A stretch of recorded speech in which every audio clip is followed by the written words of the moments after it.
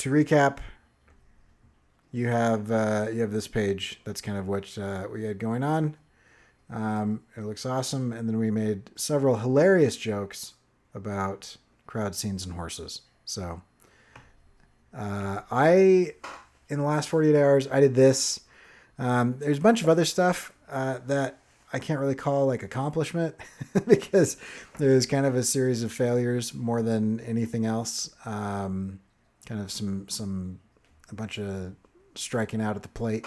But anyway, and I'm not even at a point where I can say, but I learned stuff. It was just time consuming stuff that didn't go anywhere and kind of failed. But I do have a video up on the basics of how to rig some Nice. stuff. Actually, this is the wrong thumbnail. This is the one I'm going to do. The one that I actually did is how to do variables inside of an expression, which is maybe one of the driest videos I think that I've ever done because it's I literally like opened up Photoshop and used it as a chalkboard to like write mathematical equations to explain what it was that I was doing. So yeah, and the views show that. So there's about the 9 people that watched the first 40 seconds of it. Uh, anyway, but if actually anybody actually does watch that, I do think it's valuable, but it is very boring. And that is the only thing I've gotten done. So not a ton. How about challenges? All right. Challenges for me are I'm just starting to feel the weight of all the juggling again, and so that's a thing. I'm just kind of fighting exhaustion, but not quite, pre burnout or anything, but just trying to kind of push through because I know the creative wellspring will open up if I kind of continue to show up. But it is definitely there is some kind of dry feeling. Might just be this time of year. I don't know. Yeah, it's always weird to me that we both do that at the same time. I don't Yeah, know why that is, but it is. but yeah, mine is kind of similar. I tried. I was completely set up. I was like, I'm gonna do about 6 videos tonight, and just everything broke. And then I recorded one. I started recording one about 5 times, and something would go wrong, or I would do something wrong, like in the thing that I was showing, like And so like I'm trying to explain this new plugin that I figured out, and I think I'm just at the stage where I'm so new to it that I've gotten to the point where I understand how to use it, but I haven't gotten to the point where I understand how to articulate it verbally. So it's just weird, just weird funk. So anyway, nothing big, but I don't know. I normally have more stuff accomplished from like art check to art check, and I just don't have much to show. So that's kind of where I'm at. Yeah. I can kind of I don't know. I can relate because it definitely feels like something is off. So I'm hoping that creative thing reawakens. Um, yeah. All Yeah. right. So what's the plan? What's your plan for next time? So my plan is I am gonna get some of these done. So like this one where I'm gonna like rig like a 3D head. I'm gonna show some of the things, and then actually a bunch of what I've been doing, which doesn't feel like production, but I should have probably mentioned it, is I've been researching like short film animation, like short animations, animated shorts. That's the term. And so I've been like breaking down like how they work, like what the cadence of them is, like the visual language of it. I've been kind of like reverse engineering a bunch of them. I've gone through quite a few, and so I'm going to kind of continue doing that with the intention of I'm coming up on in a few weeks.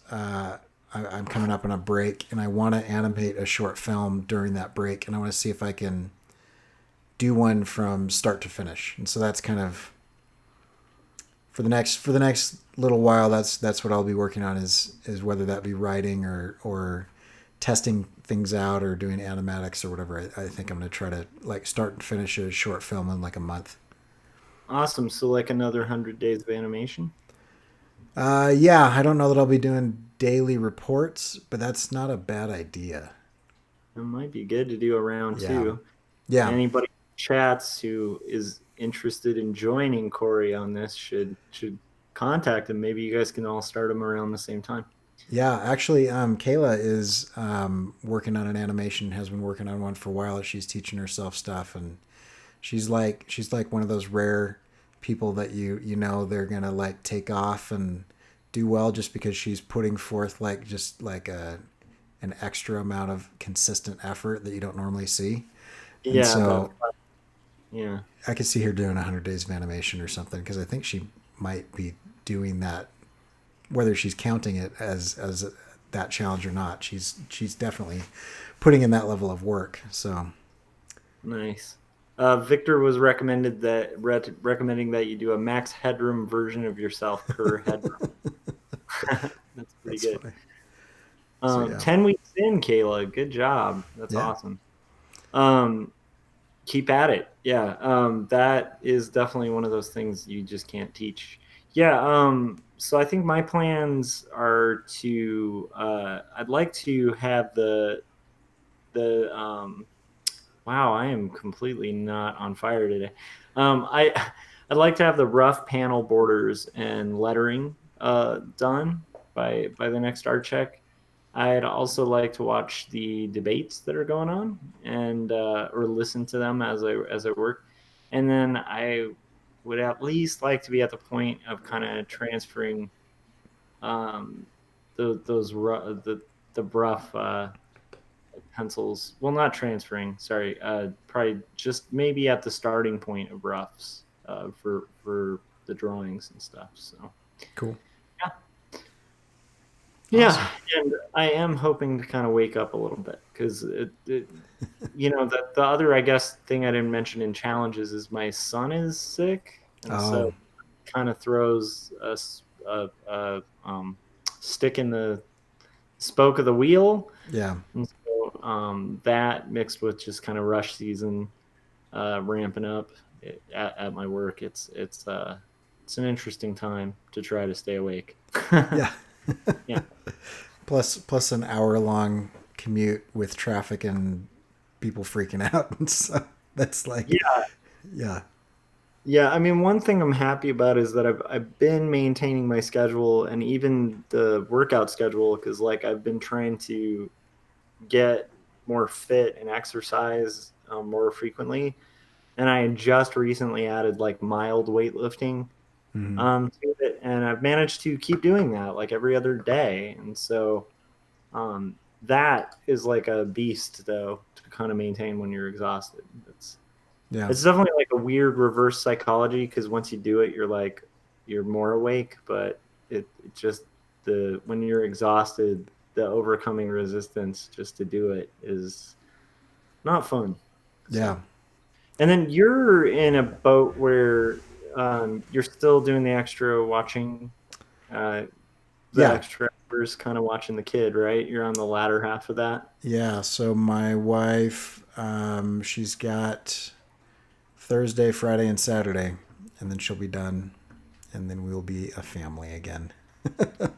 Just kidding. Okay. But yeah, no, she'll have closing night on Saturday. So Um, that should like free up a little more time for you to kind of get caught yeah, up and where you want to be. yeah. Yeah. So I've made okay progress based on like the Yeah. limited amount of time. Um, but Yeah. yeah, We it got was these tiny little windows, so getting anything is pretty good. yeah. So um, cool. All cool. right, should we jump into our topic? Yeah, let's see if we can try to make it interesting. Maybe it'll revive a little interest in what we're doing. So you were just talking about. Oh, I guess we should delve into it. You want to introduce it, Sure. or do you Um, want? Okay. so today's topic is story structure. Probably part one of something, some series on this, and I don't know if we'll do them sequentially or not. But we've been looking at. I've been trying to convince, not so subtly, Josh to jump in on an animated short film with me. My most recent effort was probably a little heavy-handed, where I just sent him about 25 short films. And I was messaging him and I was like, here's one, and here's one, and here's one, and here's one. And then eventually he stopped like looking at it for that night. Anyway, but I've been looking at those and I find it really fascinating that you can tell a story in a 30-second animated short, or you can tell a story in like a 3,000 page like epic tome. Um, but there's like natural ways that we tell stories. And it's one of those things where I think if you're in a conversation, you're going to naturally kind of default to this style of storytelling. But then when you try to create a story, if you haven't really like looked at like the convention of storytelling and like studied it and begin to understand it, then you can fall into a lot of kind of beginner traps. And so today I thought it might just be interesting to just talk about the different types of story structure that Josh and I use in different media, and just kind of see where that takes us. So you were telling me about your comic. Why don't we talk about your comic, because I think that's kind of an interesting convention that you're doing. Yeah, so on quarterly stories, my structure is pretty transparent because the titles of each chapter are the story structure. So like chapter one is the stakes. So it introduces, because I like a story that kind of starts off with high stakes. Yeah.